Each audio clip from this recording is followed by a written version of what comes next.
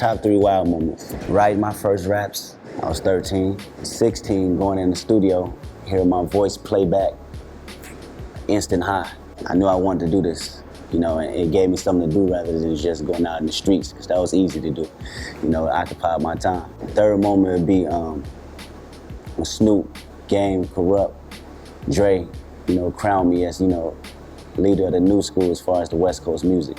That'd be the ultimate high, because all that time and work and dedication, it paid off that moment, that night, and I don't take them words for granted. I know it's a whole lot of responsibility behind it, I want Kendrick Lamar to be remembered as, when it's all done and over with, somebody that was a leader in the city, didn't follow no rules, put people that was under me, kids that was under me in a situation where, they can do better for themselves instead of following the same lasting cycle of the situation where it's tearing down the city, And by me doing that, that'll come from putting YC youth centers in the community.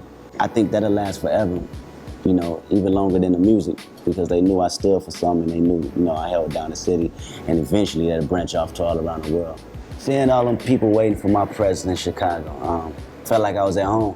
Felt like I was in LA, felt like I was in Compton, in front of people I grew up with, for years, I came out there, they gave me their energy back, I threw it back out there, they was reciting all the words, they was participating, and it was hot too, so for people to actually stand in their heat and still wanting to listen to your music, it says a lot, so it gave me a lot of inspiration, man, when I go back home and record these next records. Chicago is very important to me, being the fact that, my parents from Chicago, from the South Side, them being from this beautiful place gave me a sense of knowing what good music is, because they played in their household, so long.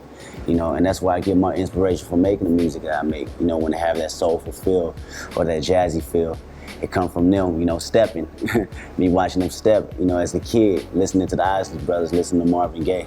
And I put a lot of that influence in my music, so Chicago plays a whole lot, in the music I make. If you don't have 30-year-olds talking to 20-year-olds and 30-year-olds also being in the mix, you can't expect a 50 or 40-year-old to talk to a teenager.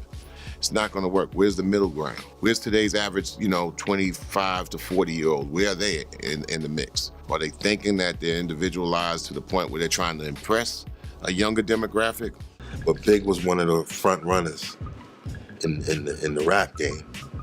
Being like one of the top MCs of his time to come out, and I adored him because I adored his personality. I thought he was real cool, funny, humble, real down to earth.